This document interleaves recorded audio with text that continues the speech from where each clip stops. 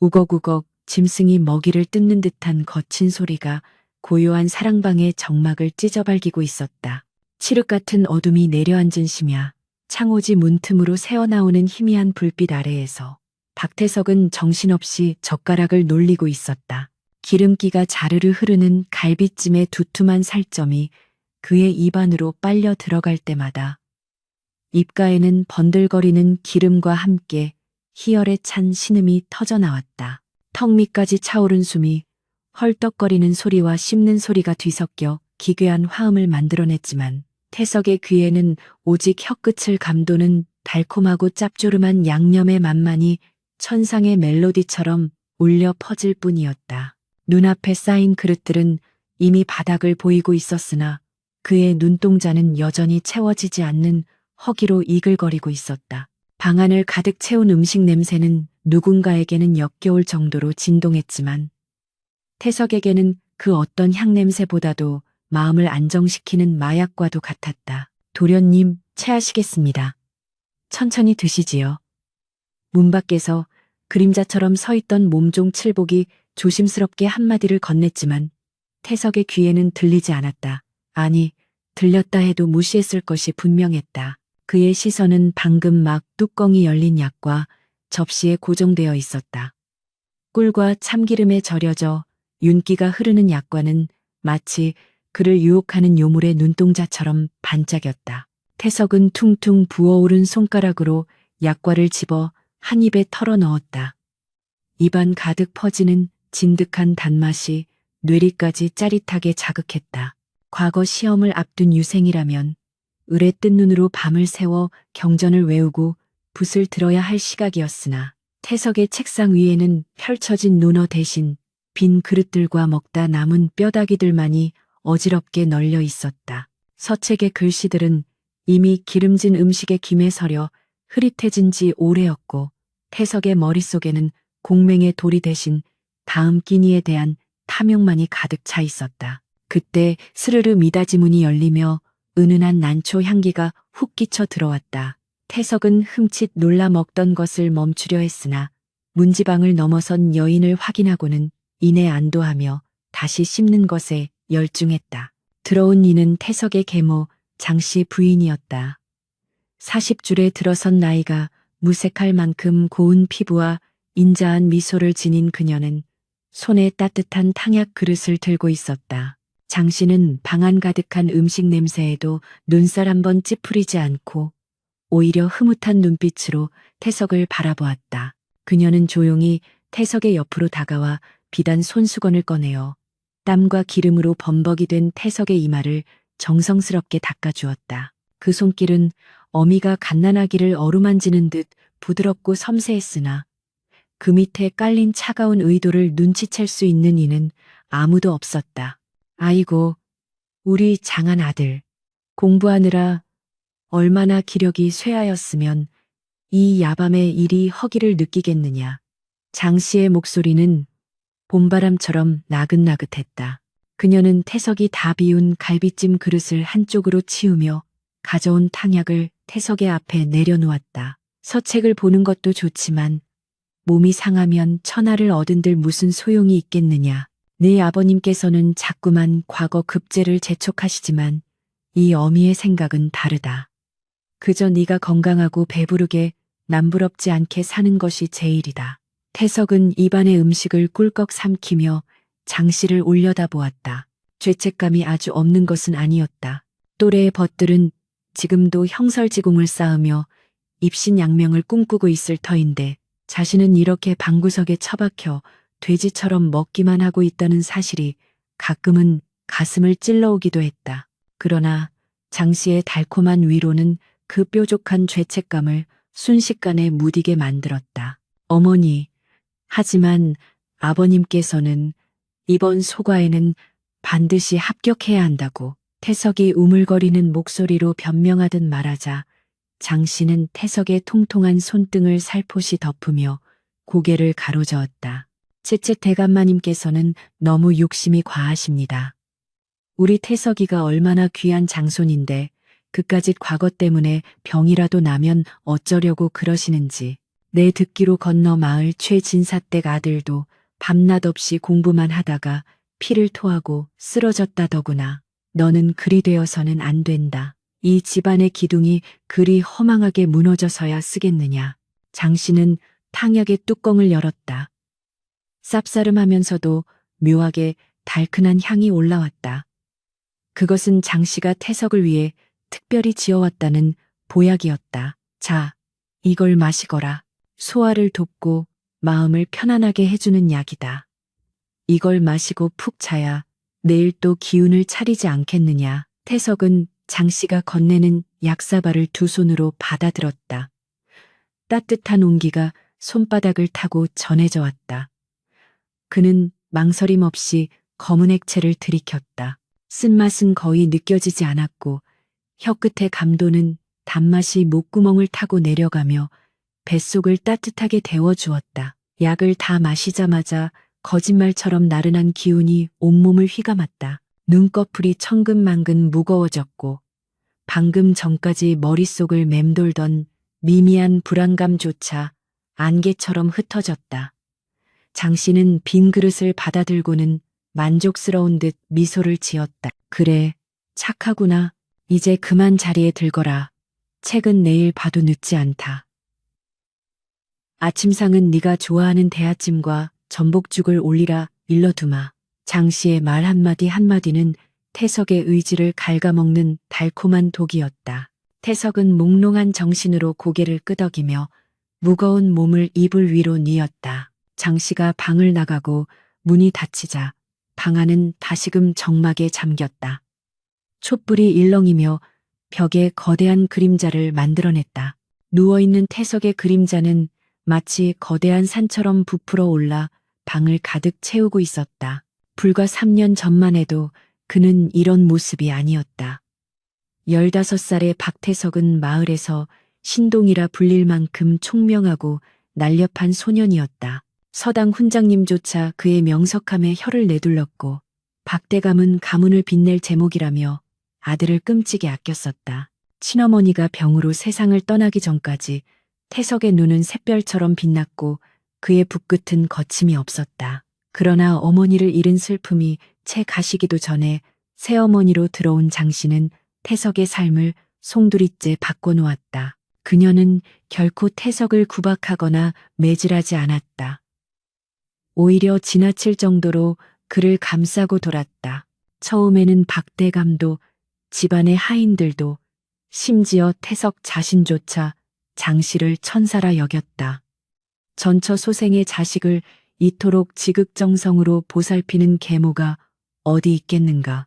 장씨는 태석이 책상 앞에 앉아 있을 때마다 갖은 간식을 들고 들어왔다. 공부도 체력이 있어야 하는 법이다. 한창 클 나이에 돌도 씹어 먹어야지. 라며 끊임없이 먹을 것을 권했다. 태석이 조금이라도 피곤한 기색을 보이면 그녀는 박대감에게 달려가 태석이가 너무 무리하는 것 같아 걱정입니다. 며칠 쉬게 해주는 것이 좋겠습니다. 라며 간청했다. 박대감은 아내의 지극한 모정에 감동하여 태석의 공부를 독려하기보다는 휴식을 허락했고 그 틈을 타 장씨는 태석을 데리고 좋은 구경을 시켜주거나 맛있는 음식을 먹으러 다녔다. 가랑비에 옷 젖는 줄 모른다고 했던가. 태석의 변화는 아주 서서히 그러나 확실하게 진행되었다. 처음에는 간식으로 시작된 음식들이 점차 주식보다 더 화려하고 기름진 요리들로 바뀌었다. 새벽같이 일어나 서당으로 향하던 발길은 점차 늦어졌고 붓을 잡던 손에는 떡이나 과자가 들려있는 시간이 더 많아졌다. 몸이 무거워지니 움직이는 것이 귀찮아졌고 움직이지 않으니 생각하는 것조차 버거워졌다. 한때 명문을 암송하던 입에서는 트림 소리와 음식 타령만이 흘러나왔다. 박대감이 뒤늦게 사태를 파악하고 호통을 쳤을 때는 이미 늦은 뒤였다. 태석은 아버지의 꾸지람을 듣기만 해도 숨이 차고 가슴이 답답해하며 쓰러지는 시비를 했고 그때마다 장씨가 나서서 남편을 말리고 태석을 감쌌다. 아이가 몸이 약해져서 그런 것을 왜 나무라십니까? 제 자식처럼 귀하게 키운 아이 기죽이지 마세요. 장 씨의 눈물 섞인 호소에 박대감은 꿀먹은 벙어리가 될 수밖에 없었다. 이불 속에 파묻힌 태석의 호흡은 거칠었다. 코를 고는 소리가 드르렁드르렁 천장을 울렸다. 그는 꿈을 꾸고 있었다. 꿈속에서 그는 끝도 없이 펼쳐진 진수성찬 앞에 앉아 있었다. 금으로 만든 접시 위에 산해진미가 가득했고 그는 행복한 비명을 지르며 음식을 입에 넣었다. 그런데 이상했다. 먹어도 배가 부르지 않았다. 아니, 배는 터질 듯이 불러오는데 손과 입은 멈출 수가 없었다.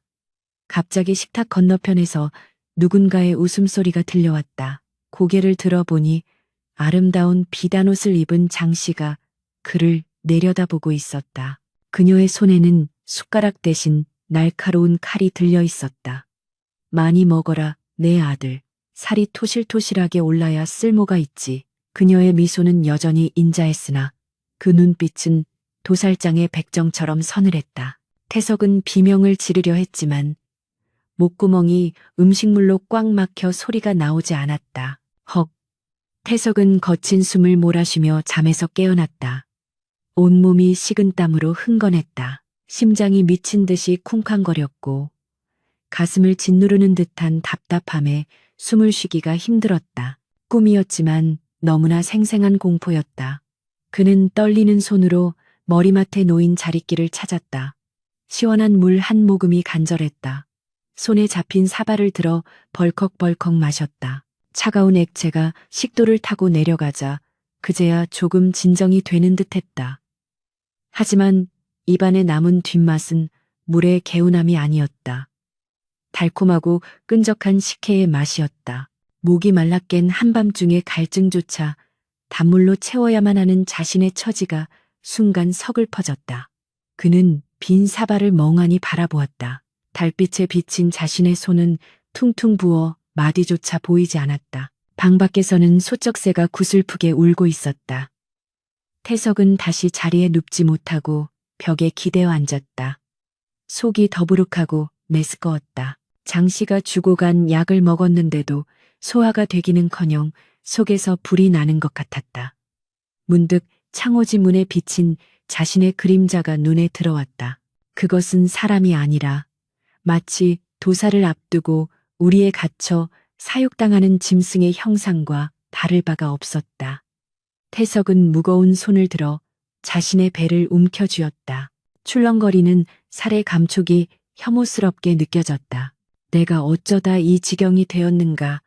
희미한 이성의 끈이 잠시 돌아와 그에게 묻고 있었지만 혈관을 타고 흐르는 나태함과 포만감의 독은 그 질문을 금세 덮어버리려 하고 있었다. 그때였다. 뱃속 깊은 곳에서부터 참을 수 없는 복통이 밀려왔다.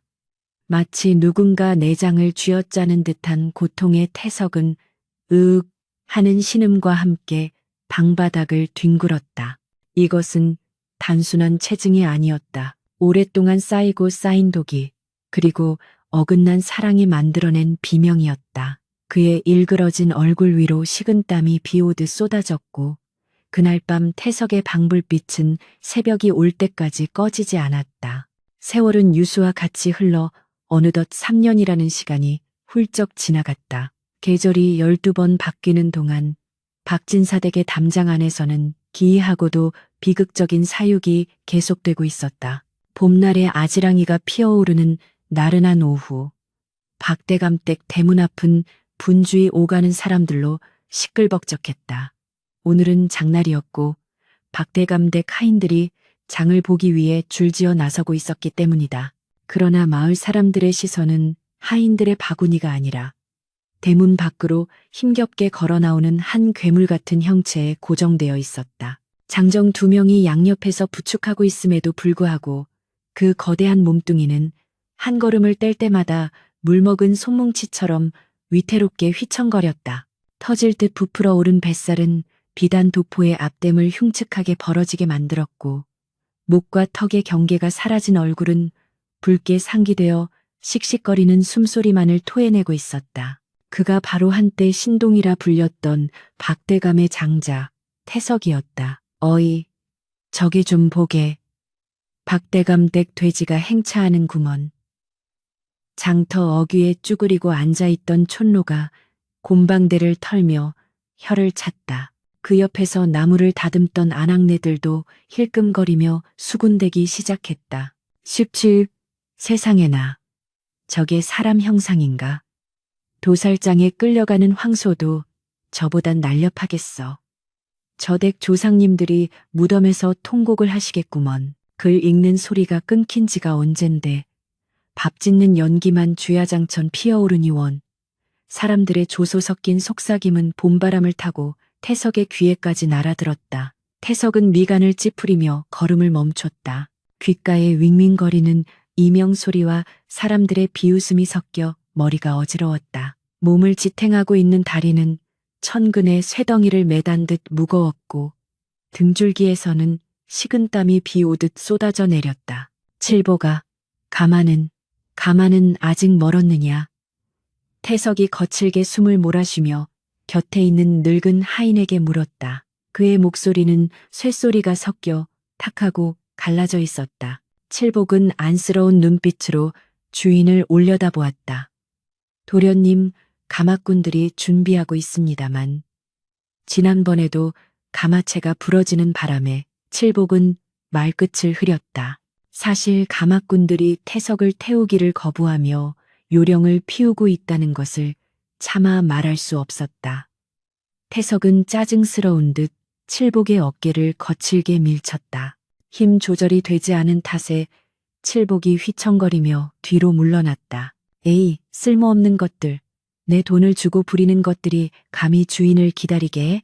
태석은 분에 못 이겨 소리를 질렀지만 그마저도 숨이 차서 끝까지 이어지지 못하고 헐떡임으로 끝났다. 그때 대문 안에서 박대감이 뒷짐을 지고 걸어 나왔다. 오랜만에 외출을 하려던 참이었는지 갓을 쓰고 도포를 갖춰 입은 박대감의 표정은 대문 앞에서 헐떡거리고 있는 아들을 보자마자 싸늘하게 굳어졌다.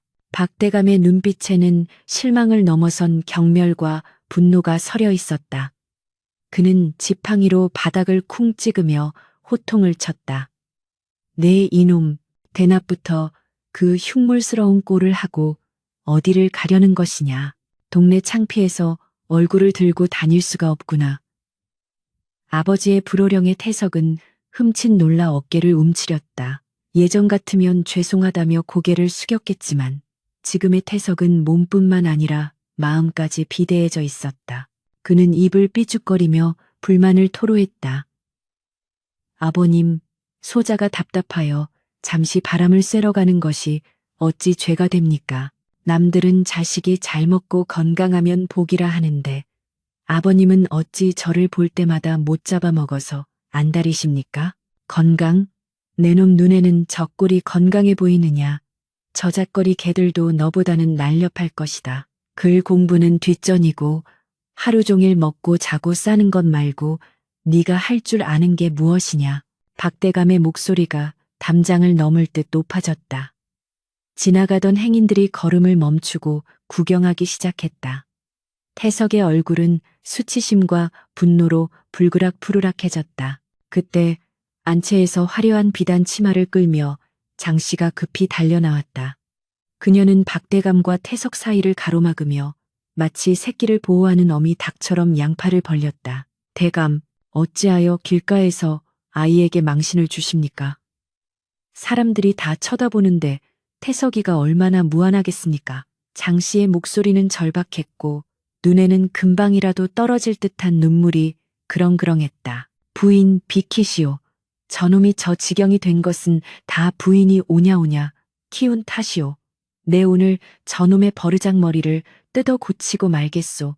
박대감이 지팡이를 들어 올리자 장씨는 털썩 무릎을 꿇으며 남편의 바짓가랑이를 잡고 늘어졌다. 제발 고정하십시오, 대감. 태석이가 본래 심성이 여리고 몸이 허약하여 보약을 좀 챙겨 먹인 것뿐입니다. 어미 없는 서름을 겪게 하지 않으려 제가 애지중지 키웠는데 그것이 죄라면 저를 치십시오. 저 아이가 무슨 잘못이 있습니까? 장씨의 통곡에 가까운 호소에 구경꾼들의 여론은 순식간에 반전되었다. 저런 계모라지만 친어미보다 낫네 그려. 박대감이 너무하네. 아들이 좀 뚱뚱할 수도 있지. 사람들의 수군거림이 들려오자 박대감은 기가 막힌 듯 헛웃음을 지었다. 그는 들었던 지팡이를 힘없이 내리며 긴 한숨을 내쉬었다. 내 전생에 무슨 죄를 지어서. 박대감은 차마 더 이상 말을 잇지 못하고 돌아섰다. 그의 뒷모습은 10년은 더 늙어 보였다. 장씨는 남편이 사라지자마자 벌떡 일어나 태석을 부둥켜 안았다. 방금 전까지의 애처로운 표정은 온데간데 없고 태석을 바라보는 그녀의 눈빛은 기묘한 승리감으로 번들거렸다. 태석아, 놀랐지? 괜찮다. 이 어미가 있지 않느냐. 아버님께서 잠시 노망이 드신 게야. 신경 쓰지 말거라. 그녀는 품 안에서 자엿을 꺼내 태석의 손에 쥐어주었다. 놀란 가슴 진정시키는 데는 단 것이 최고다. 어서 먹으렴. 태석은 자엿을 보자마자 조건 반사처럼 입으로 가져갔다. 달콤한 엿이 입안에서 녹아내리자 아버지에게 받은 모욕감도 사람들의 비웃음도 잠시 잊히는 듯했다. 그는 장씨의 품에 기대어 어린아이처럼 칭얼거렸다. 어머니밖에 없습니다. 다들 저를 미워하는데 어머니만 저를 위하십니다. 그날 밤 태석은 사랑방에 누워 칠복이 주물러주는 다리를 맡기고 있었다. 낮에 소동으로 인해 기력이 쇠한 탓인지 온몸이 쑤시고 아팠다. 칠복은 굵어진 주인의 종아리를 주무르며 깊은 한숨을 쉬었다. 그는 태석의 친모가 살아있을 때부터 이 집안의 종이었고 어린 태석을 등에 업어 키운 충복이었다. 도련님. 칠복이 조심스럽게 입을 열었다. 말해 보아라. 태석은 눈을 감은 채 심드렁하게 대답했다. 소인이 주제 넘은 말씀을 올리겠습니다. 마님께서 주시는 음식들, 이제 좀 줄이시는 것이 어떻겠습니까? 아까 낮에 대감마님 말씀도 있고 칠복의 말이 끝나기도 전에 태석이 눈을 번쩍 떴다. 그 눈에는 살기가 등등했다. 내 이놈, 지금 나를 가르치려 드는 것이냐? 어머니께서 나를 위해 구해주신 귀한 음식들을 마다하라니. 네가 미치지 않고서야 어찌 그런 말을 해. 칠복은 바닥에 엎드려 머리를 조아렸다. 하지만 이번만큼은 물러설 수 없다는 듯 다시 고개를 들었다. 그의 눈에는 눈물이 고여 있었다. 도련님, 제발 정신 차리십시오. 마님께서는 도련님을 위하는 척하지만 실은 도련님을 망치고 계신 겁니다. 도련님의 배다른 동생인 영석 도련님은 지금 서원에서 밤낮으로 공부하여 장원급제를 코앞에 두고 있다 합니다. 그런데 도련님은 어찌하여 방구석에서 사육당하는 짐승처럼 닥쳐라. 태석이 고함을 지르며 옆에 있던 베개를 집어던졌다. 베개는 힘없이 날아가 칠복의 어깨에 맞고 떨어졌다. 내 놈이 감히 어머니와 나 사이를 이간질하려 들어? 영석이 그놈이 공부를 하든 말든 이 집안의 장소는 나야. 내가 가만히 있어도 모든 재산과 가문은 내 것이 된단 말이다. 당장 내 앞에서 꺼져라. 꼴도 보기 싫다. 칠복은 피를 토하는 심정으로 태석을 바라보았다. 살에 파묻혀 예전의 총기는 찾아볼 수 없는 눈동자, 탐욕과 오만함만이 남은 얼굴. 그것은 자신이 알던 도련님이 아니었다. 칠복은 흐느끼며 방을 나갔다. 방 안에 홀로 남은 태석은 씩씩거리며 숨을 골랐다. 칠복의 말이 가슴 한구석을 찌르기는 했지만 그는 애써 그 불쾌한 감정을 외면했다. 영석이가 공부를 잘해? 서자 주제에 그래봤자지. 그는 불안감을 떨치기 위해 머리맡에 놓인 그릇을 찾았다. 거기에는 장씨가 밤참으로 보내준 약밥이 수북이 쌓여 있었다. 태석은 약밥을 한 움큼 집어 입에 넣었다. 씹을수록 느껴지는 찰기와 단맛이 뇌를 마비시켰다. 먹는 행위만이 그가 느끼는 유일한 위안이자 도피처였다. 같은 시각 안채 깊숙한 곳에서는 장씨가 거울 앞에 앉아 긴 머리를 빗고 있었다. 그녀의 표정은 차갑게 가라앉아 있었다. 방 한 구석에는 10살 남짓된 사내아이가 붓글씨를 쓰고 있었다. 태석의 이복 동생인 영석이었다. 어머니, 형님께서 오늘 아버님께 크게 혼이 나셨다 들었습니다. 영석이 붓을 놓지 않은 채 물었다. 장 씨는 거울 속에 자신을 바라보며 싸늘한 미소를 지었다. 그래, 아주 볼만한 구경거리였지. 내 아버지가 그렇게 화를 내는 건 처음 보았다. 장 씨는 빗을 내려놓고 영석에게 다가갔다. 그녀는 아들의 어깨를 감싸주며 속삭였다. 영석아, 잘 듣거라. 너는 저 멍청한 돼지와는 다르다. 너는 이 어미의 희망이자 이 집안의 미래다. 태석이가 스스로 무너져 내릴 때까지 너는 숨죽여 실력을 갈고 닦아야 한다. 하지만 형님이 장손인데 제가 어찌 가문을 이을 수 있겠습니까? 영석이 의아한 듯 물었다. 장 씨의 눈빛이 뱀처럼 번뜩였다. 장손? 제 몸 하나 가누지 못해 똥오줌도 못 가리는 놈이 무슨 장손이냐. 머지않았다. 그놈의 몸뚱이가 터져버리거나 머리가 완전히 굳어버릴 날이 내가 10년을 공들여 빚은 작품이다. 꿀과 기름으로 빚어 만든 세상에서 가장 끔찍한 허수아비지. 장 씨는 소름 끼치는 웃음을 흘렸다. 그녀가 태석에게 베푼 것은 사랑이 아니었다. 그것은 가장 잔인한 형태의 살인이었다. 칼을 쓰지 않고 피를 보지 않으며 상대방이 웃으면서 죽어가게 만드는 완벽한 살인. 장 씨는 태석이 먹는 모든 음식에 식욕을 돋우고 정신을 혼미하게 만드는 약초를 조금씩 섞어왔다. 그리고 태석이 나태해질 때마다 칭찬과 위로라는 독을 주입하여 그의 영혼을 썩게 만들었다. 다음 날부터 태석의 방에는 더 화려한 음식들이 들어왔다. 장 씨는 전국의 진미는 모조리 구해다 날랐다. 태석아, 이것은 중국 황실에서만 먹는다는 제비집 요리란다. 이것은 동해 깊은 바다에서 잡은 귀한 생선이다. 태석은 그 음식들을 받아 먹으며 황제가 된 듯한 기분에 취했다. 몸은 점점 더 불어났다. 이제는 혼자 힘으로 일어나는 것조차 버거울 지경이 되었다. 살이 트고 짓물러 악취가 나기 시작했지만 장 씨는 향료를 피워 그 냄새를 감추고 비단 옷으로 그의 추한 몸을 가렸다. 태석은 방 안에 갇혀 사육되는 짐승과 다를 바가 없었다. 창밖의 세상이 어떻게 돌아가는지, 계절이 어떻게 바뀌는지 그는 알지 못했고 알고 싶지도 않았다. 오직 혀끝의 쾌락만이 그의 세상의 전부였다. 어느 무더운 여름날 태석은 더위를 이기지 못해 윗옷을 벗어던지고 대청마루에 벌러덩 누워 있었다. 출렁이는 뱃살이 파도처럼 흔들렸다.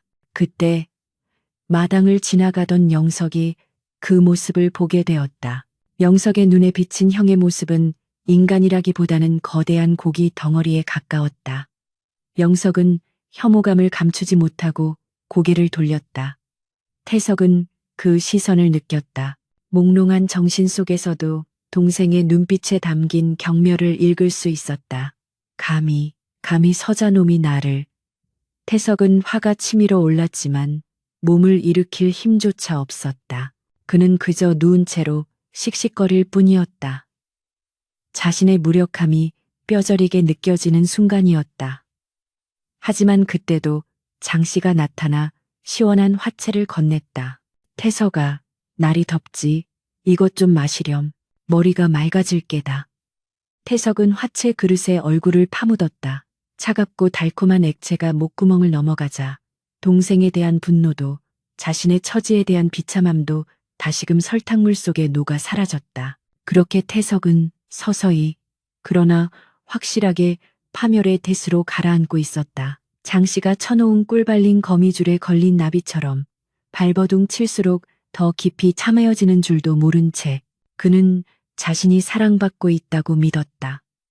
이 세상에서 유일하게 자신을 있는 그대로 받아주는 사람은 어머니뿐이라고 굳게 믿었다. 그 믿음이 자신의 목을 조르는 올감이라는 사실을 깨닫기 전까지는 하늘이 찢어질 듯한 굉음과 함께 뇌성병력이 쳤다. 칠흑 같은 어둠 속에서 번개가 번쩍일 때마다 창호지 문 위로 기괴한 그림자들이 춤을 추었다. 여름 장마가 시작된 날이었다. 억수같이 쏟아지는 빗줄기는 지붕을 뚫을 기세로 기와를 두들겨댔고 마당의 흙탕물은 개울처럼 불어나고 있었다. 그러나 천지를 진동시키는 천둥 소리조차 박태석의 뱃속에서 요동치는 천부를 잠재우지는 못했다. 그는 땀에 젖은 이불을 걷어차고 벌떡 일어났다. 아니, 일어나려 몸부림쳤다.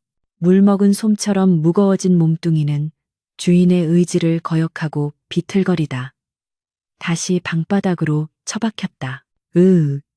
태석의 입에서 짐승의 신음 같은 소리가 새어나왔다. 저녁상에 올라왔던 오리구이와 찹쌀떡이 뱃속에서 돌덩이처럼 굳어 내장을 짓누르는 것만 같았다. 명치 끝이 꽉 막혀 숨을 쉴 때마다 횡격막이 찢어지는 듯한 고통이 밀려왔다. 장씨가 건네준 소화제라던 탕약을 2대접이나 비웠지만 속은 진정되기는커녕 용암이 끓는 듯 뜨겁게 달아올랐다.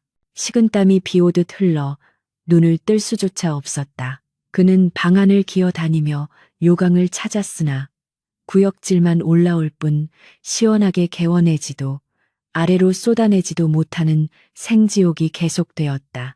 물 타는 듯한 갈증의 태석은 엉금엉금 기어 문지방을 넘었다. 칠복을 부르려 했으나 뇌우가 몰아치는 이 밤중에 행랑채에 있는 그가 들으리 만무했다. 태석은 마루 끝에 놓인 빗물바지 항아리로 향했다. 하늘에서 떨어지는 빗물이라도 받아 마셔야 살 것 같았다. 처마 밑으로 손을 뻗어 흘러내리는 빗물을 받아 마셨다. 차가운 빗물이 식도를 타고 내려가자 정신이 번쩍 들었다. 잠시 숨을 고르던 태석의 귀에 빗소리 사이로 기이한 웃음소리가 섞여 들려왔다. 안채 뒤편, 인적 드문 별당 쪽이었다. 평소에는 자물쇠가 채워져 있어 아무도 출입하지 않는 곳이었으나 오늘따라 문틈으로 희미한 호롱불빛이 새어나오고 있었다. 호기심보다는 본능적인 이끌림이 태석의 발길을 그곳으로 옮기게 했다. 굵은 빗방울이 태석의 얇은 잠옷을 적시고 살찐 몸을 때렸지만 그는 홀린 듯 별당 뒤편의 갯마루 밑으로 몸을 숨겼다. 천둥 소리가 잦아든 틈을 타 방 안의 대화 소리가 선명하게 귓가에 꽂혔다. 마님, 정말 대단하십니다. 저 미련한 곰 같은 놈이 의심조차 하지 않고 받아먹는 꼴이라니요. 간드러진 목소리의 주인공은 장씨의 친정에서 데려온 유모였다.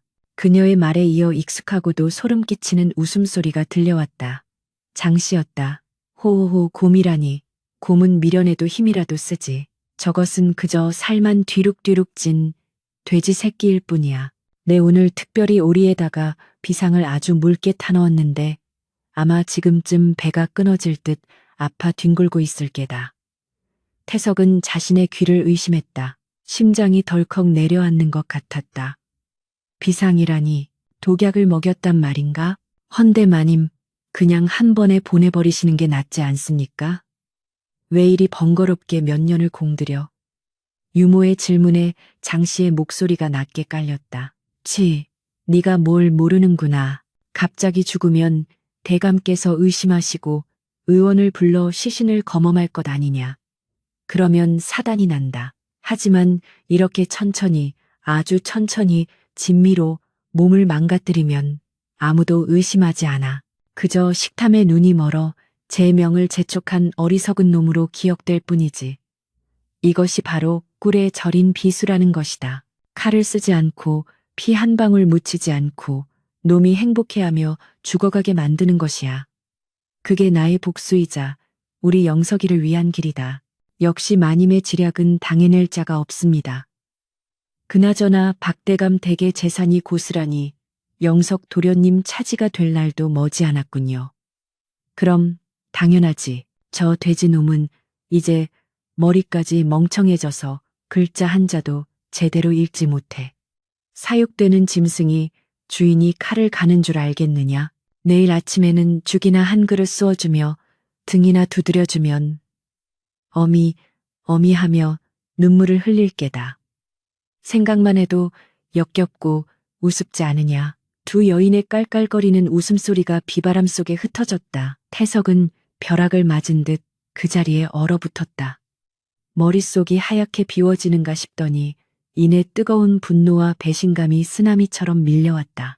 어머니라 불렀던 여인, 세상에서 유일하게 자신을 사랑해준다 믿었던 그 존재가 실은 자신을 도살장으로 끌고 가는 백정이었다니. 지난 3년간의 기억들이 주마등처럼 스쳐 지나갔다. 공부를 말리던 부드러운 손길, 탕약을 건네던 인자한 미소, 아버지를 막아서던 애절한 눈물, 그 모든 것이 철저하게 계산된 연기였고 자신을 파멸시키기 위한 독이었다. 태석의 몸이 부들부들 떨렸다. 공포가 아닌 뼈에 사무치는 원한 때문이었다. 우욱 속에서 뜨거운 것이 치밀어 올랐다. 태석은 입을 틀어막고 빗속을 뚫고 내달렸다. 비틀거리며 뒷산 입구의 풀숲으로 뛰어든 그는 손가락을 목구멍 깊숙이 찔러 넣었다. 구역질과 함께 위장에 들어있던 모든 것을 개워내기 시작했다. 끈적하고 시커먼 토사물이 빗물과 섞여 바닥을 더럽혔다. 장씨가 먹인 오리구이, 찹쌀떡, 그리고 그녀의 가짜 사랑과 위선까지 모조리 뱉어내고 싶었다. 위액이 넘어올 때까지 토하고 또 토했다. 눈물인지 빗물인지 모를 액체가 얼굴을 뒤덮었다. 한참을 그렇게 쏟아내고 나니 거짓말처럼 복통이 가라앉고 머리가 차갑게 식어갔다. 태석은 흙탕물 바닥에 주저앉아 하늘을 올려다보았다. 번개가 칠 때마다 자신의 퉁퉁 부은 손과 배가 눈에 들어왔다. 혐오스러웠다. 이 추한 육신은 자신의 나태함과 장씨의 악독함이 만들어낸 합작품이었다. 그는 칠복이 했던 말을 떠올렸다. 마님께서는 도련님을 망치고 계신 겁니다. 충직한 종의 피 맺힌 간언을 무시하고 그를 내쳤던 자신의 어리석음이 뼈저리게 후회되었다. 아, 태석은 빗소리에 묻어 절규했다. 그것은 짐승의 울부짖음이 아니라 다시 인간으로 돌아오려는 처절한 몸부림이었다. 그때 태석의 눈에 번뜩이는 섬광과 함께 빗물 웅덩이에 비친 자신의 얼굴이 보였다. 살에 파묻혀 윤곽조차 희미한 눈이었지만 그 안에서 타오르는 불꽃은 3년 전 총명했던 소년의 것과 닮아 있었다. 그는 주먹을 꽉 쥐었다. 손톱이 살을 파고들어 피가 배어 나왔다. 죽지 않는다. 나는 절대 죽지 않는다. 이대로 죽어 내년의 뜻대로 되게 할 수는 없다. 하지만 당장 안채로 뛰어들어가 장씨의 멱살을 잡을 수는 없었다. 집안의 실권은 이미 장씨가 장악하고 있었고 아버지의 눈과 귀는 멀어 있었다. 지금의 추한 몰골로 나선다면 오히려 미치광이 취급을 당하며 쫓겨날 것이 뻔했다. 힘이 없으면 지혜라도 있어야 했다. 태석은 춘추전국 시대 손빈 선줌의 고사를 떠올렸다. 다리가 잘린 채 돼지우리에서 미치광이 흉내를 내어 방연의 감시를 피하고 훗날 복수에 성공했던 그 지략. 태석은 입술을 깨물었다. 그래, 속여주마. 내년이 원하는 대로 완벽한 돼지가 되어주마. 그날 밤부터 태석의 이중 생활은 시작되었다. 다음 날 아침, 태석은 여느 때와 다름없이 늦잠을 자고 일어나 기름진 아침상을 받았다. 장씨가 들어와 속은 좀 괜찮으냐며 가증스러운 미소를 짓자 태석은 침을 흘리며 해벌쭉 웃어 보였다. 헤헤, 어머니, 어제 먹은 오리가 너무 맛있어서 급하게 먹었나 봅니다. 오늘 전복죽도 참 맛있네요. 더 주십시오. 장씨의 눈에 스치는 안도감과 경멸을 태석은 놓치지 않았다. 그는 장씨가 보는 앞에서 죽을 개걸스럽게 먹어치웠다. 그러나 장씨가 나가자마자 그는 몰래 준비해둔 헝겊 주머니에 남은 음식을 뱉어내고 숨겨두었다. 밤이 되면 태석의 진짜 일과가 시작되었다. 모두가 잠든 축시 새벽일. 삼시 태석은 검은 옷으로 갈아입고 뒷산으로 향했다. 처음에는 몇 걸음 떼는 것조차 고역이었다. 비대한 몸은 조금만 움직여도 비명을 질러댔고 심장은 터질 듯이 뛰었다. 하지만 그는 멈추지 않았다. 나무를 붙잡고 앉았다 일어났다를 반복하고 헐떡이는 숨을 참으며 산길을 걸었다. 땀이 비오듯 쏟아져 온몸을 적셨다. 다리가 풀려 수십 번 넘어지고 무릎이 깨졌지만 그때마다 장 씨의 웃음소리를 떠올리며 이를 악물고 일어섰다. 운동이 끝나면 그는 칠복의 처소로 몰래 숨어들었다. 칠복은 처음엔 귀신을 본 줄 알고 기겁했으나 태석의 결연한 눈빛과 자초지종을 듣고는 눈물을 흘리며 주인을 도왔다. 칠복은 태석이 밤에 볼 수 있도록 촛불 대신 반딧불이를 모아 등불을 만들어 주었고 장씨 몰래 맑은 물과 생식을 구해 주었다. 태석은 칠복의 헛간 깊숙한 곳에 숨겨둔 고서들을 꺼내 읽기 시작했다. 3년간 굳어버린 머리는 쉽게 돌아가지 않았다. 글자들은 춤을 추듯 어지러웠고 뜻은 쉽게 들어오지 않았다. 하지만 태석은 자신의 허벅지를 꼬집어가며 졸음을 쫓고 집중했다. 한 달이 지나고 2달이 지났다. 눈에 띄는 변화는 없었으나 태석의 몸 안에서는 기적이 일어나고 있었다. 물살로 가득 찼던 몸에 조금씩 근육이 붙기 시작했고 흐리멍덩하던 눈동자에는 전기가 서리기 시작했다. 낮에는 여전히 트림을 해대며 바보짓을 했지만 밤에 태석은 날카로운 짐승의 눈빛을 한 무인이자 학자였다. 그는 장씨가 음식에 섞는 약초의 냄새를 구별해내는 법을 익혔고 먹는 시림만 하고 소매 안으로 음식을 감추는 기술을 연마했다. 어느 가을밤 보름달이 환하게 뜬 산중턱에서 태석은 나무 둥치를 향해 주먹을 내질렀다. 퍽 하는 둔탁한 소리와 함께 나무 껍질이 움푹 패였다. 거친 숨을 몰아쉬는 태석의 이마에 맺힌 땀방울이 달빛을 받아 보석처럼 빛났다. 그의 몸은 여전히 컸지만 이제는 물렁한 지방이 아닌 단단한 바위 같은 위압감을 풍기고 있었다. 그는 소매 속에서 작은 책자를 꺼냈다. 그것은 장씨가 집안의 재산을 빼돌린 내역을 칠복이 몰래 조사해 적어둔 장부였다. 기다려라. 이 꿀 발린 칼이 누구의 심장을 겨누게 될지 똑똑히 보여주마. 태석은 산 아래 저택을 내려다보았다. 화려한 불빛이 새어나오는 안채에서 장씨와 영석이 희희낙낙하고 있을 모습이 눈에 선했다. 태석의 입가에 서늘한 미소가 걸렸다. 그것은 더 이상 음식 앞에서 짓던 바보 같은 웃음이 아니었다. 사냥감을 노리는 맹수에 소름 끼치도록 차분하고 잔혹한 미소였다. 바람이 불어와 그의 옷자락을 펄럭였다. 헐렁해진 도포자락 사이로 칼을 갈아 숨긴 남자의 단단한 복근이 어렴풋이 드러났다. 복수의 시간은 서서히 그러나 확실하게 다가오고 있었다. 하늘이 유난히도 높고 푸른 가을날이었다. 마당에 국화가 만발하여 노란 물결을 이루고 단풍이 붉게 물든 박대감 댁의 안팎은 아침부터 몰려든 하객들로 인산인해를 이루었다. 오늘은 박대감의 육순을 기념하는 회가변이 열리는 날이었다. 마을에 내로라 하는 양반들과 지방 수령들까지 참석한 이 성대한 자리는 단순한 생일 잔치가 아니었다. 그것은 박대감 가문의 위세를 과시하는 자리이자 안주인 장씨가 오랫동안 준비해온 대관식과도 같은 날이었다. 그녀는 오늘 이 자리에서 폐인이 된 장자 태석을 만천하의 웃음거리로 만들고 자신의 친아들 영석을 공식적인 후계자로 각인시킬 심산이었다. 풍악 소리가 울려 퍼지고 기생들의 춤사위가 이어지는 동안 장씨는 연단 높은 곳에 앉아 아래를 내려다보며 회심의 미소를 감추고 있었다. 연회장 한 구석 하객들의 시선이 잘 닿지 않는 말석에는 태석이 앉아 있었다. 그는 여전히 펑퍼짐한 비단 옷을 겹겹이 껴입어 몸의 윤곽을 감추고 있었기에 겉으로 보기에는 여전히 비대하고 둔한 돼지처럼 보였다.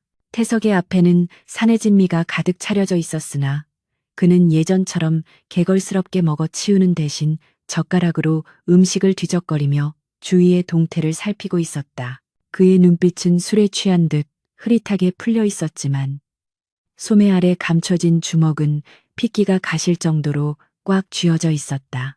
지난 수개월간의 뼈를 깎는 수련과 인내가 결실을 맺을 순간이 다가오고 있었다. 태석은 칠복이 건네준 작은 비단 주머니를 품속 깊이 확인하며 사냥감을 노리는 맹수처럼 호흡을 골랐다. 주위 사람들은 그가 침을 흘리며 졸고 있다고 생각하며 혀를 찼지만 태석의 귀는 연 회장의 모든 소리를 예민하게 포착하고 있었다. 자, 모두 주목해 주십시오.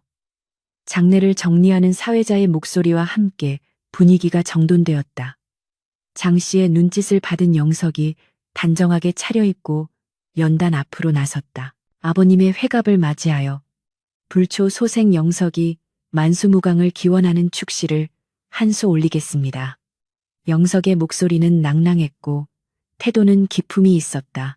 그가 유려한 필체로서 내려간 시를 읊조리자 좌중에서는 감탄사가 터져 나왔다. 허허, 그놈 참 똑똑하구나. 박대감 댁의 앞날이 창창하구려. 형보다 아우가 훨씬 낫네. 쏟아지는 칭찬 속에 박대감의 얼굴에도 흐뭇한 미소가 번졌다. 장 씨는 부채로 입을 가리며 득에양양한 표정을 지었다. 모든 것이 그녀의 계획대로 흘러가고 있었다. 이제 남은 것은 단 하나, 태석을 끌어내어 완벽한 대조를 이루는 것뿐이었다. 영석의 낭송이 끝나고 박수갈채가 잦아들자 장 씨가 자리에서 일어나 교태 섞인 목소리로 입을 열었다. 영석이의 글재주가 제법이지요?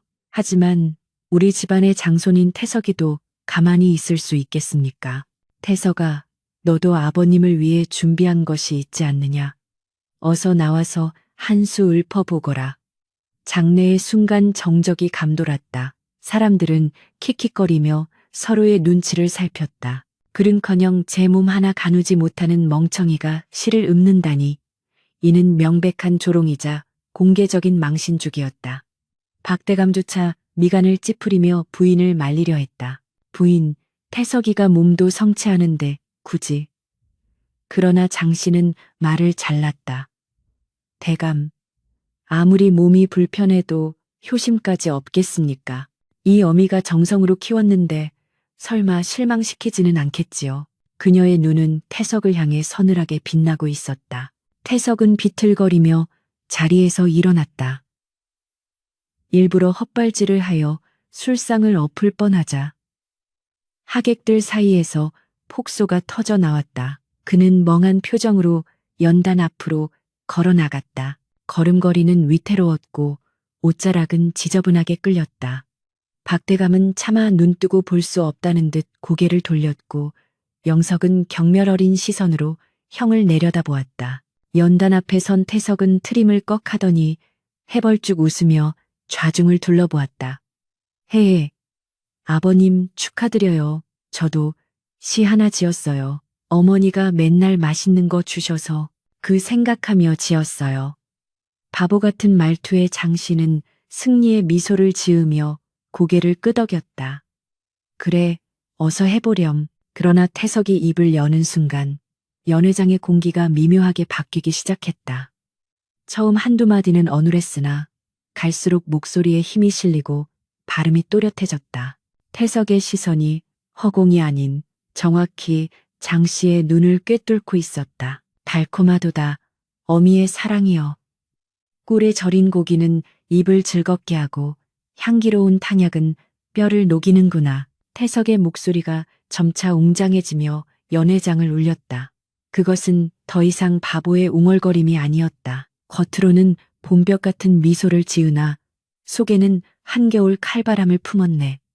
살을 찌워 짐승을 만들고 정신을 흐려 꼭두각시를 빚으니 아, 슬프도다. 뻐꾸기가 남의 둥지에서 알을 까고 어미 새는 제 새끼의 목을 조르는구나. 그릇에 담긴 것은 밥이 아니라 욕망이요. 숟가락에 얹은 것은 사랑이 아니라 비수로다. 시가 낭송되는 동안 연회장은 찬물을 끼얹은 듯 고요해졌다. 하객들의 웃음기는 사라지고 당혹감과 경악이 그 자리를 대신했다. 장 씨의 미소는 경련을 일으키며 일그러졌고 부채를 쥔 손이 부들부들 떨리기 시작했다. 영석의 얼굴은 창백하게 질렸다. 박태감은 믿을 수 없다는 듯 눈을 크게 뜨고 아들을 응시했다.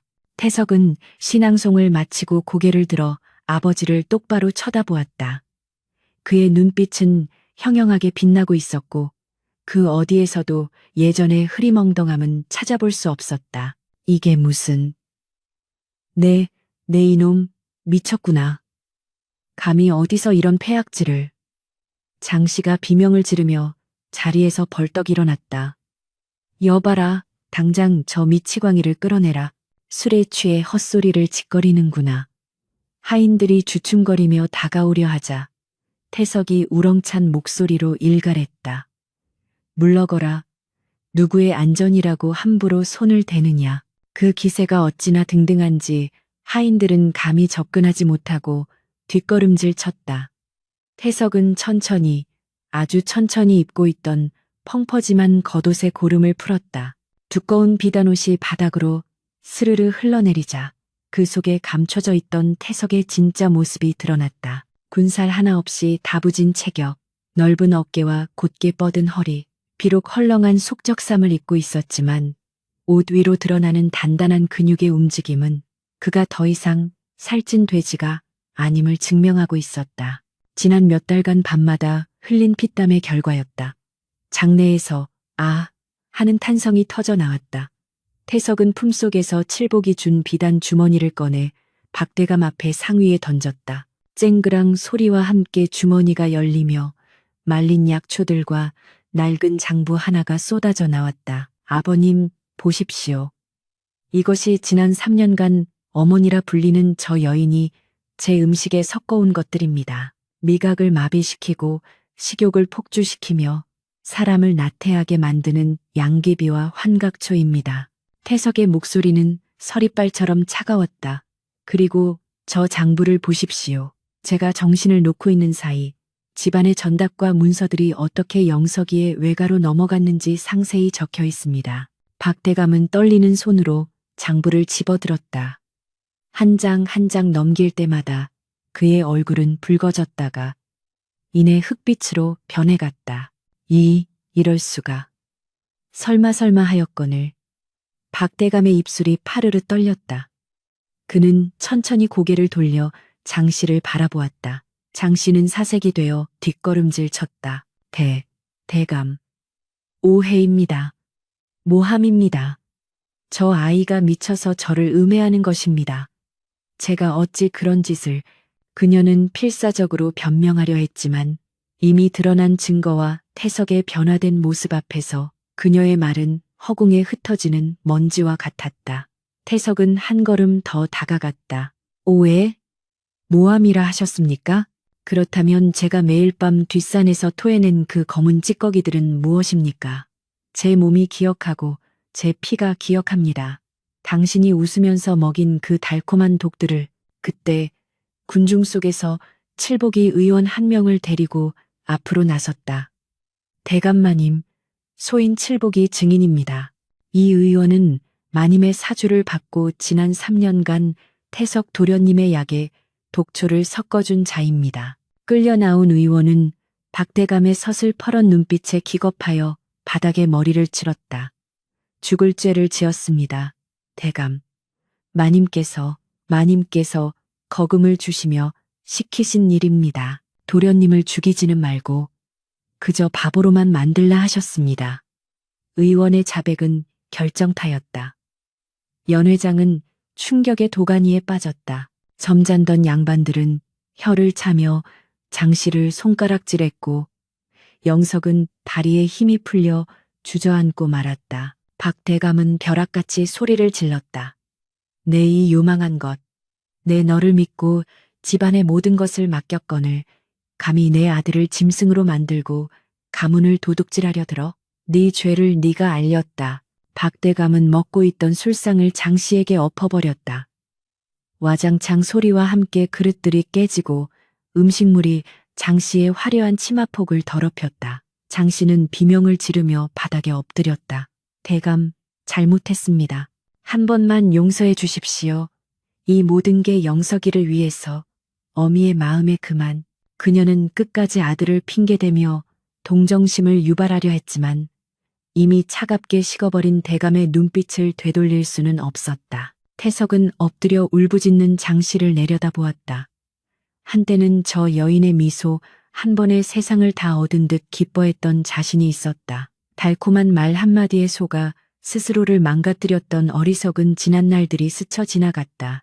하지만 지금 그의 가슴 속에 남은 것은 분노가 아니었다. 그것은 일종의 허무함, 그리고 악연을 끊어냈다는 서글픈 해방감이었다. 태석은 조용히 그러나 단호하게 말했다. 어머니, 당신의 사랑은 너무나 달콤하여 제 뼈를 녹였습니다. 허나 이제 그 단꿈에서 깨어났으니 다시는 당신이 주는 사탕발림에 속지 않을 것입니다. 그는 몸을 돌려 멍하니 앉아있는 영석에게 다가갔다. 영석은 형의 그림자가 드리우자 공포에 질려 몸을 떨었다. 태석은 영석의 멱살을 잡는 대신 그의 어깨에 묻은 먼지를 털어주었다. 영석아, 너도 알았겠지. 아니, 알면서도 모른 척하고 싶었겠지. 허나 부정하게 얻은 자리는 모래성처럼 쉽게 무너지는 법이다. 너의 재주는 아까우나 그 마음의 그릇이 깨져 있으니 훗날을 기약하려면 바닥부터 다시 닦아야 할 것이다. 태석의 말은 호통보다 더 무겁게 영석의 가슴을 짓눌렀다. 박대감은 하인들을 불러 호령했다. 당장 이 요물을 별당에 가두어라. 그리고 내일 날이 밝는 대로 관아에 넘겨 그 죄를 엄히 물을 것이다. 영석이 너 또한 당분간 근신하며 내 어미의 죄를 씻을 때까지 서책을 덮고 자숙하거라. 하인들이 장씨를 끌고 나갔다. 그녀의 처절한 비명소리가 멀어질수록 연회장의 소란도 잦아들었다. 박대감은 떨리는 손으로 태석의 손을 잡았다. 그의 눈시울이 붉어져 있었다. 태석아, 이 못난 애비를 용서해다오. 내 눈이 멀어 너를 지키지 못했구나. 저 흉측한 계략 속에서 얼마나 외롭고 고통스러웠겠느냐. 태석은 아버지의 손을 맞잡으며 고개를 숙였다. 아버님, 소자가 어리석어 겪은 일입니다. 하지만 그 고통 덕분에 뼈저린 교훈을 얻었습니다. 세상에 공짜로 주어지는 달콤함은 없으며 진정한 성장은 쓰라린 인내 속에 있다는 것을 깨달았습니다. 태석의 눈에서는 맑은 눈물이 흘러내렸다. 그것은 지난 3년간의 울분을 씻어내는 정화의 눈물이었다. 가을바람이 불어와 마당에 낙엽을 쓸고 지나갔다. 소란스러웠던 연회는 엉망이 되었지만 박대감 가문의 기둥은 폭풍우를 견디고 더욱 단단하게 뿌리내리고 있었다. 태석은 고개를 들어 푸른 하늘을 바라보았다. 구름 사이로 내리쬐는 햇살이 그의 굳건한 어깨를 비추고 있었다. 이제야 비로소 진짜 박태석의 삶이 시작되려 하고 있었다. 폭풍우가 휩쓸고 지나간 자리에는 언제나 맑고 투명한 하늘이 드러나는 법이다. 박대감 댁을 검게 뒤덮고 있던 먹구름 같은 탐욕과 위선의 기운이 걷히자 집안에는 비로소 진정한 평화의 햇살이 비치기 시작했다. 장씨의 죄상은 관아의 엄정한 추구 끝에 낱낱이 밝혀졌다. 그녀는 가문의 재산을 가로채려 한 죄와 의붓자식에게 독초를 먹여 해하려 한 반인륜적인 죄목으로 곤장 100대를 맞고 외딴 섬으로 유배를 떠나게 되었다. 화려한 비단옷 대신 거친 삼배옷을 입고 포승줄에 묶여 끌려가면서도 그녀는 끝내 자신의 잘못을 뉘우치지 않고 악을 써댔으나 이를 지켜보는 마을 사람들의 눈길은 싸늘하기만 했다. 한때 그녀의 곁에서 아부하던 유모와 하수인들 또한 각각의 죗값에 따라 엄벌에 처해지니 인과응보의 이치는 그물처럼 성그러 보여도 결코 악인을 놓치는 법이 없었다. 집안의 소란이 정리된 후 태석은 가장 먼저 사랑방의 대청소를 시작했다. 그것은 단순한 청소가 아니라 지난 3년간 자신의 영혼을 갉아먹었던 과거의 흔적을 지워내는 성스러운 의식과도 같았다.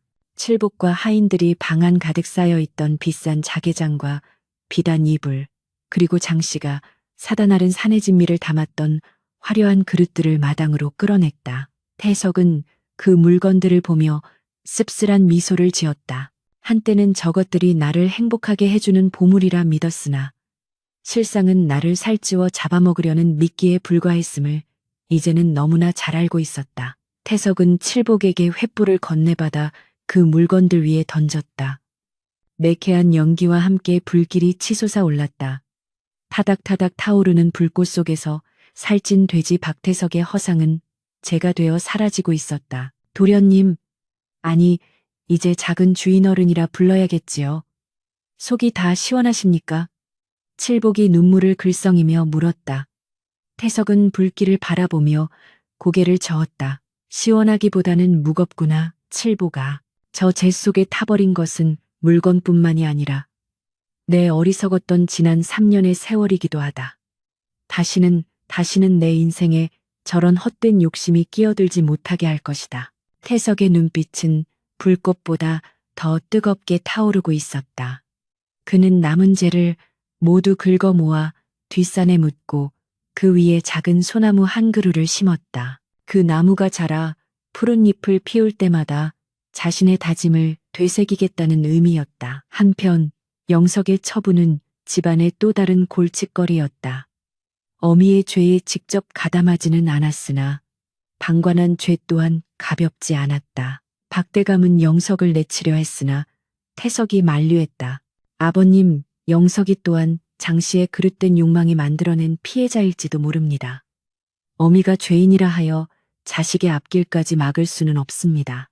다만 지금의 영석이는 온실 속의 화초처럼 나약하고 이기적이니 세상에 매서운 바람을 맞아봐야 정신을 차릴 것입니다. 태석은 영석에게 보찜 하나와 집신 한 켤레를 건넸다. 강원도 깊은 산골에 내 스승님의 벗이 계신다. 그곳에서 3년 동안 밭을 갈고 나무를 하며 진짜 땀의 가치를 배우고 오거라. 그때가 되면 너를 내 동생으로 다시 받아주겠다. 영석은 형의 깊은 뜻에 감복하여 눈물을 흘리며 큰절을 올리고 집을 떠났다. 모든 것이 제자리를 찾아가자 태석은 다시 붓을 들었다. 3년의 공백은 결코 짧은 시간이 아니었다. 머리는 굳었고 잊어버린 글자도 많았다. 처음 서책을 펼쳤을 때는 눈앞이 캄캄하고 가슴이 답답하여 몇 번이나 책을 덮고 싶은 충동에 시달렸다. 밤이 되면 여전히 허기가 졌고 기름진 음식의 환영이 눈앞에 아른거리기도 했다. 그것은 몸이 기억하는 습관의 무서움이었다. 하지만 그럴 때마다 태석은 냉수 한 사발을 들이키고 허벅지를 바늘로 찔러가며 졸음을 쫓았다. 지금 이 고통은 독이 빠져나가는 과정이다. 이겨내야 한다. 그는 스스로를 채찍질하며 밤을 새웠다. 낮에는 농사일을 거들며 백성들의 삶을 체험하고 밤에는 경전을 읽으며 성현의 말씀을 가슴에 새겼다.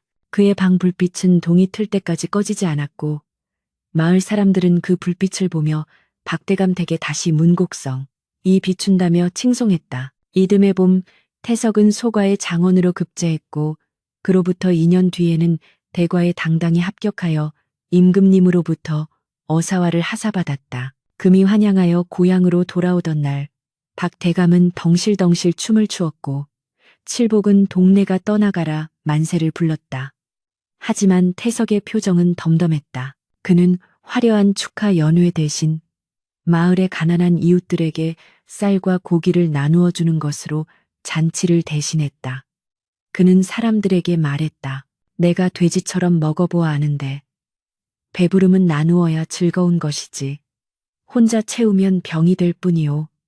그 말 속에는 지난날의 뼈아픈 경험이 녹아 있었다. 태석은 이후 조정에 나아가서도 강직하고 청렴한 관리로 명성을 떨쳤다. 그는 화려한 언변으로 임금의 눈과 귀를 가리는 간신들을 배척하고 백성들의 굶주림을 해결하는데 온 힘을 쏟았다. 세월은 쉼없이 흘러 수십 년이 지났다. 어느덧 태석은 백발이 성성한 노인이 되었다. 그는 벼슬에서 물러나 고향으로 돌아와 후학을 양성하며 여생을 보내고 있었다. 어느 한가로운 여름날 태석은 사랑방 갯마루에 앉아 부채질을 하고 있었다. 마당에서는 손자들이 뛰어놀고 있었고 매미 소리가 정겹게 들려왔다. 그때 10대 중반쯤 되어 보이는 태석의 맞손자가 씩씩거리는 표정으로 밥상을 물리고 나오는 것이 보였다. 에이, 오늘도 보리밥에 된장국이야. 다른 집 도련님들은 고기도 먹고 꿀물도 마신다는데 우리 집은 왜 맨날 풀만 먹어요? 손자의 투정에 며느리가 어쩔 줄 몰라 하며 달래고 있었다. 태석은 껄껄 웃으며 손자를 불렀다. 준아, 이리 오너라. 할애비가 재미있는 이야기를 하나 해주마.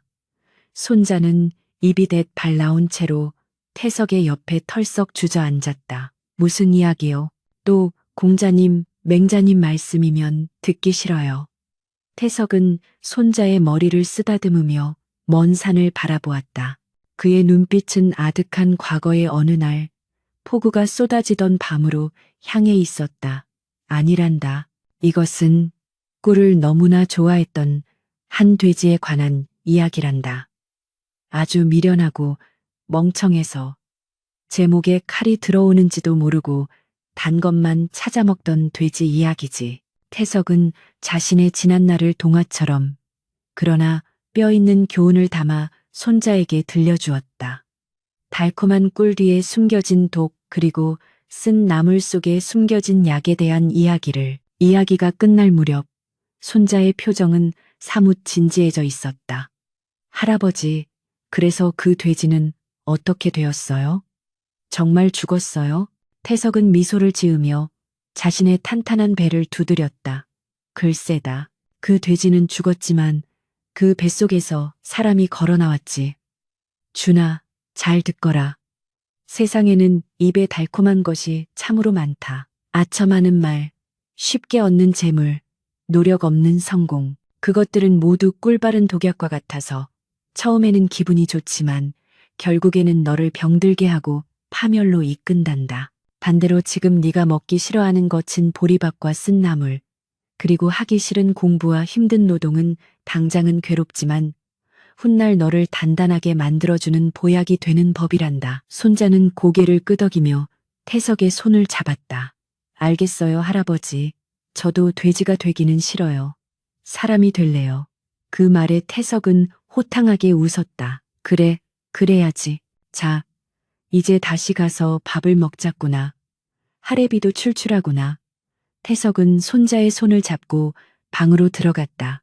조촐한 밥상 위에는 여전히 보리밥과 된장국, 그리고 텃밭에서 딴 고추 몇 개가 놓여 있었다. 하지만 태석에게 이 밥상은 세상 그 어떤 진수성찬보다 귀하고 맛있는 것이었다.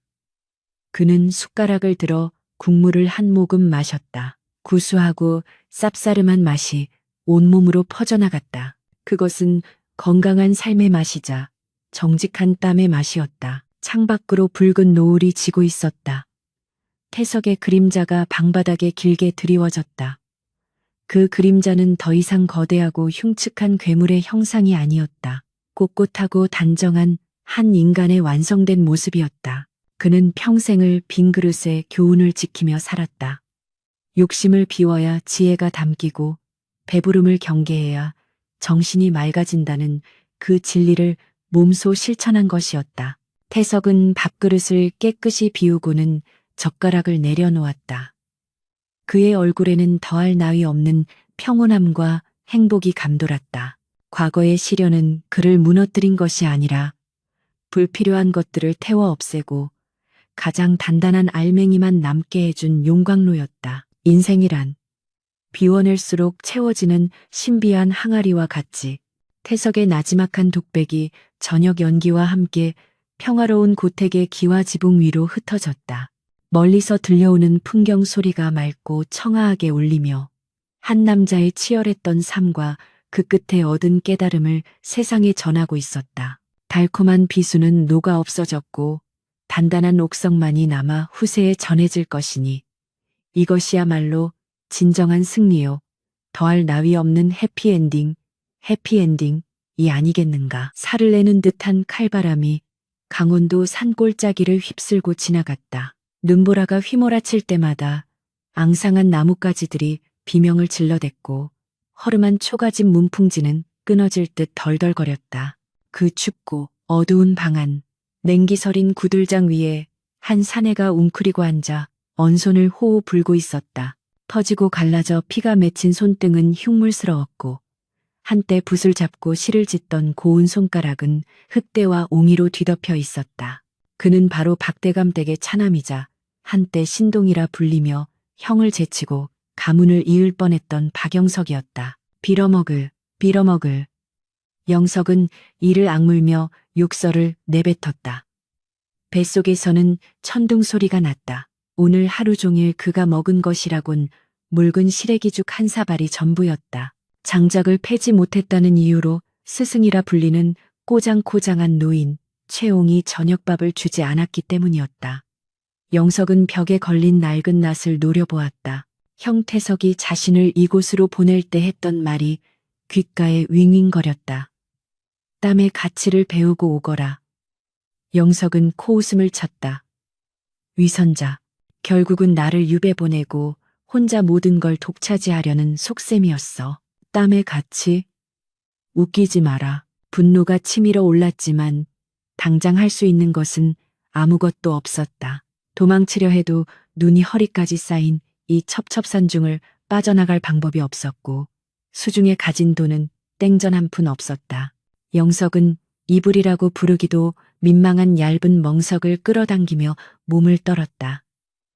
어머니 장씨가 보내주던 비단 이불과 따뜻한 화로가 사무치게 그리웠다.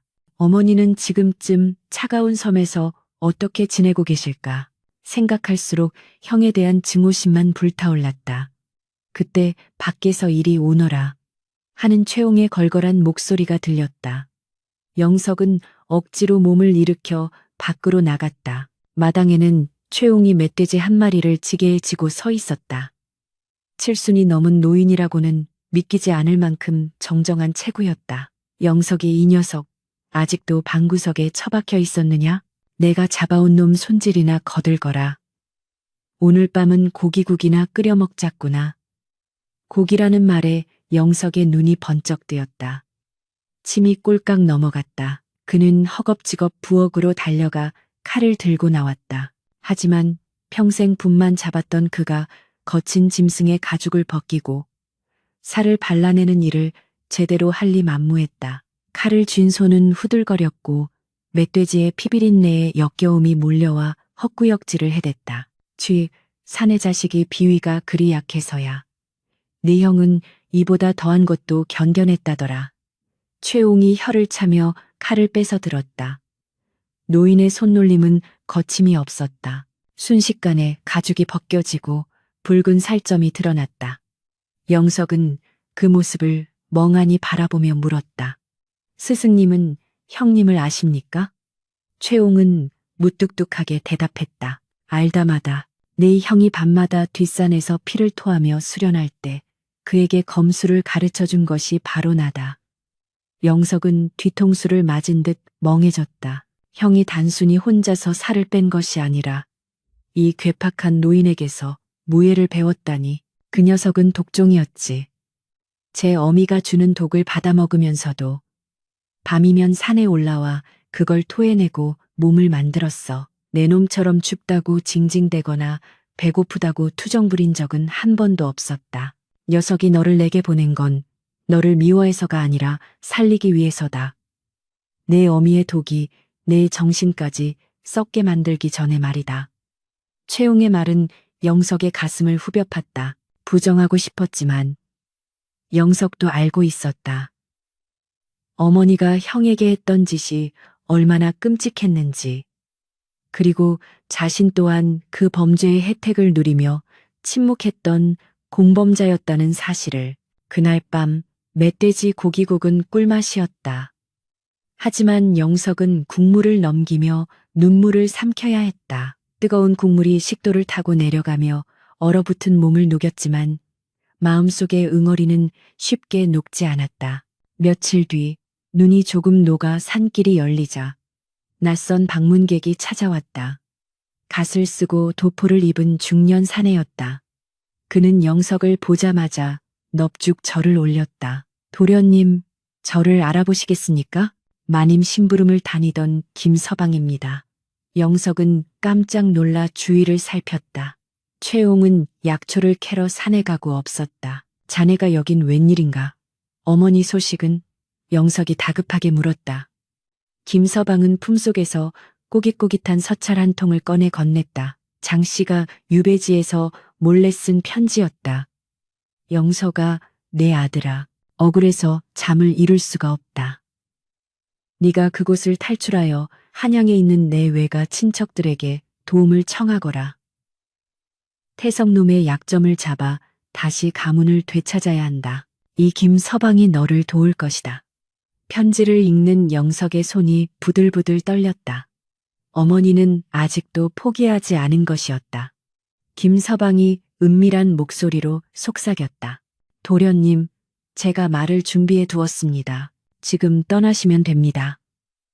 태석놈이 관직에 나갔으니 집안은 비어 있을 겁니다. 그때를 노려 순간 영석의 머릿속에 두 가지 길이 펼쳐졌다. 하나는 김서방을 따라가 다시 진흙탕 싸움을 벌이는 길. 성공한다면 다시 비단옷을 입고 호의호식할 수 있을 것이다. 다른 하나는 이 지옥 같은 산골에 남아 똥찌개를 지고 나무를 하는 길. 영석은 눈을 감았다. 지난 몇 달간 최홍에게서 들었던 꾸지람, 그리고 형 태석이 떠날 때 털어주었던 어깨의 감촉. 무엇보다 조금 전 자신이 직접 손질한 고기국의 맛이 떠올랐다. 어머니의 방식은 달콤했지만 결국 파멸이었다. 반면 형의 방식은 쓰디썼지만 살아있는 맛이 났다. 도련님, 어서 가시지요. 김서방이 재촉하며 영석의 소매를 끌었다. 영석은 천천히 눈을 떴다. 그의 눈빛은 더 이상 나약한 도련님의 것이 아니었다. 이거 놓게. 영석은 김서방의 손을 뿌리쳤다. 그리고 손에 들고 있던 서찰을 찢어 아궁이 불 속에 던져버렸다. 불꽃이 종이를 집어삼키며 타올랐다. 도련님, 무슨 짓입니까? 김서방이 기겁을 했지만 영석은 단호했다.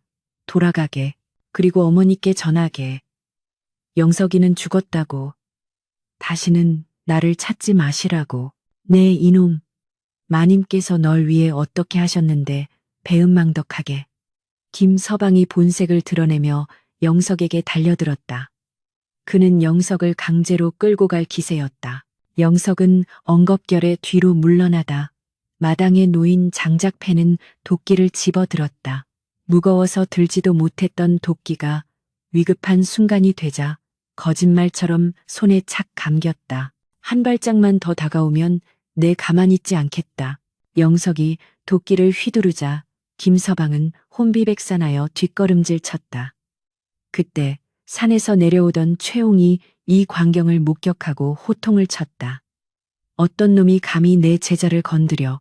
최홍이 지게 작대기를 들고 달려들자 김서방은 걸음 하나 살려라 하고 도망쳐 버렸다. 최홍은 씩씩거리며 도망가는 김서방의 뒷모습을 보다가 도끼를 들고 멍하니 서 있는 영석을 돌아보았다. 제법이구나. 이제야 도끼 자루 쥐는 법을 깨달은 모양이다. 영석은 다리에 힘이 풀려 주저앉았다. 하지만 그의 입가에는 희미한 미소가 번졌다. 난생 처음으로 자신의 의지로 유혹을 뿌리치고 스스로를 지켜낸 순간이었다. 그날 이후 영석의 태도는 완전히 달라졌다. 그는 누가 시키지 않아도 새벽같이 일어나 마당을 쓸고 산에 올라 나무를 해왔다. 손바닥에 물집이 터져 굳은 살이 박이고 얼굴은 검게 그을려 촌부처럼 변해갔지만 그의 눈빛만은 날이 갈수록 깊어졌다. 3년이라는 약속된 시간이 흘렀다. 박대감댁 대문 앞에 한 건장한 청년이 섰다. 무명옷에 집신을 신고 등에 괴나리 보찜 하나를 맨 모습은 영락없는 나그네였으나 그 당당한 풍채는 숨길 수 없었다. 영석이었다. 대문을 지키던 하인이 그를 알아보지 못하고 막아서자 영석은 정중하게 고개를 숙였다. 형님을 뵙러 왔네. 가서 아우가 돌아왔다고 여쭈어 주게. 소식을 들은 태석이 맨발로 뛰어나왔다.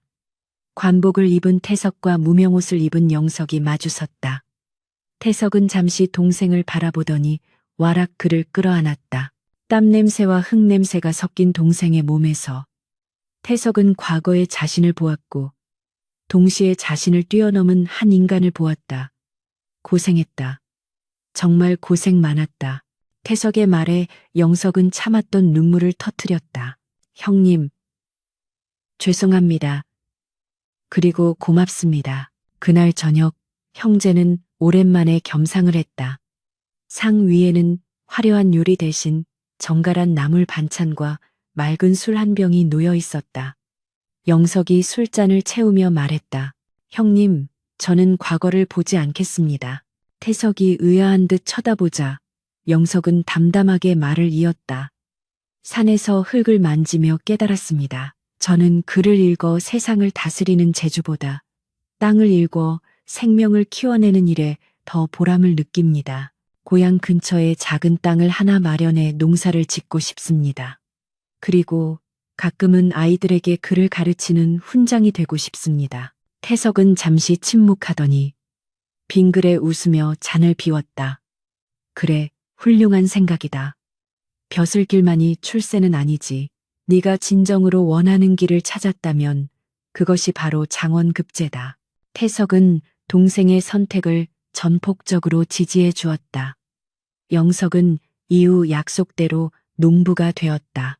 그는 직접 땀 흘려 농사를 지으며 수확한 곡식을 가난한 이웃들과 나누었고 서당을 열어 아이들에게 글뿐만 아니라 올바른 심성을 가르쳤다. 마을 사람들은 그를 박처사라 부르며 존경했다. 세월이 흘러 장 씨가 유배지에서 병으로 세상을 떠났다는 소식이 전해졌다.